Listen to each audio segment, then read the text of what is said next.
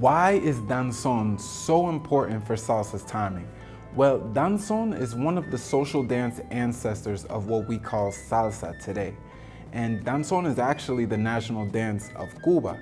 And within danzón, we get some of the first manifestations of contratiempo timing. This is what we now call dancing salsa on two.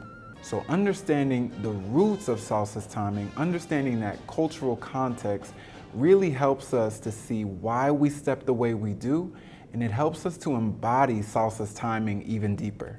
The history of the danzón is a very unique and intriguing story. One of the first danzones was said to be created in 1879 by Miguel Failde.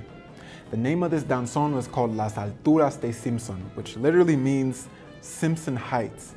This was an area in western Cuba, specifically the city of Matanzas, a very important city because of its large port. Now, the danzón can be said to be traced back even earlier out of the eastern part of the island from the contradanza, which was a European court dance introduced into the eastern part of Cuba by the French, the Spanish, and the British. This court dance was very formal in its structure, was danced in couples, and the couples would execute very particular figures and formations. The movement aesthetic and the style of these dances was very formalized. It had a particular European movement aesthetic, which really emphasized posture and had a specific frame. One of the main reasons why the contradanza was introduced into the eastern side of Cuba was because of the Haitian Revolution at the end of the 1700s. Remember that Haiti was the biggest distributor of sugar at the time, up until the Haitian Revolution. Then many of the people in the sugar business went and fled to the nearest place, which was the eastern part of Cuba, the Oriente. And this is when the contradanza, the social dances of the European court, started to intertwine with the social dances of the enslaved community at the time. And one of these communities, which is very important to this story, is called the tumba francesa. And the reason why the tumba francesa is so important is because one rhythmic instrument that was played, called the kata, with two sticks, a hollowed out piece of wood played by two sticks, this rhythm that was played, which has Afro-Haitian roots, was incorporated into the contradanza and would later be the main key rhythm that would distinguish what would we know as danzón. This is what makes the danzón so fascinating, because the danzón is one of the first creolized versions of music and dance in Cuba. And you can see this primarily in the orchestras that played danzón. They were called orquestas típicas. And in these orchestras, you would have European instruments, you would have indigenous instruments, and you would have African instruments all playing in one band at once. So now this is where it gets really interesting, because that key rhythm, that syncopated key rhythm that was introduced into the contradanza with its Afro-Haitian roots from the kata, this rhythm influenced not only the music, but it influenced the footwork of the dancers. So if you look at danzón, if you look at how it's danced, you can see the upper half is very upright in posture, very formalized in frame. But if you look down to the feet, you can see how the feet are sliding on the ground, marking out that contratiempo time step.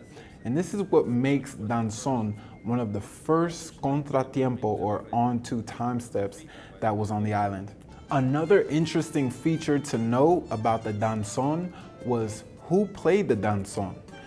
And this is a very interesting thing, because we have to remember that the danzón really got going in the 19th century, and this is at the height of the Cuban Wars for Independence.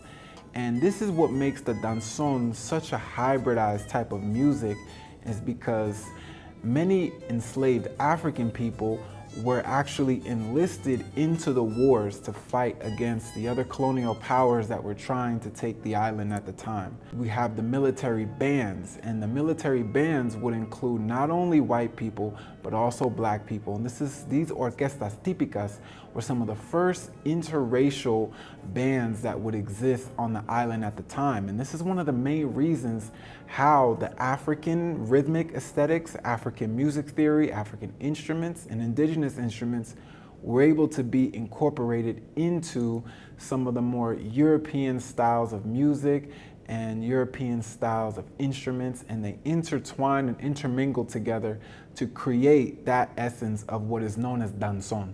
A little bit about how danzón was danced. Danzón, even though it was a social dance, it had a very particular structure. It was very formalized in its structure.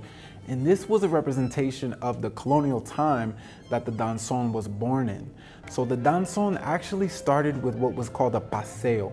And the paseo was an introduction. The dancers didn't dance yet. They would walk on the dance floor, they would choose their partners, and they would get ready to dance. They would get into their frame, into their position. But here's where the important thing is for salsa timing. When the danzón dancers began their step, it actually begun not on the first beat of the measure, it begun on the fourth beat of the measure. And this is what is called contratiempo, against time. Now the dancers would begin on the fourth beat, and this would create sort of like a leading step that would lead into the second beat. So you can see how this is where the origins of salsa on two that we know today came from. It came from the danzón. So you can see as partners would dance, they would get into the next paseo section, and they would rest again, socialize, and then get back into dancing. This A-B structure was very prevalent in a lot of the contradanza and a lot of the European court dances.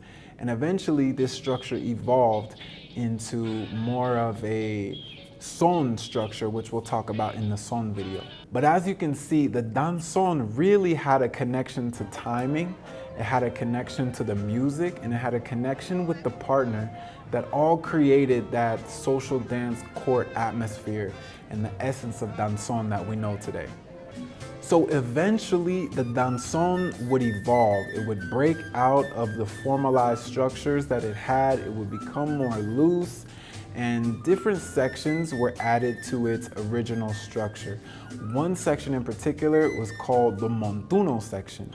And the montuno section was an inspiration from some of the countryside music happening on the eastern side of the island, such as changüí and son. This montuno section actually started to set the stage for new styles such as mambo, cha-cha-chá, and eventually the salsa that we know today. So every time you dance salsa on two, you're dancing the DNA of danzón, the pauses, the footwork, the syncopation, and the fusion of African and European movement aesthetics. So in conclusion, danzón is basically the root of Cuban social dance.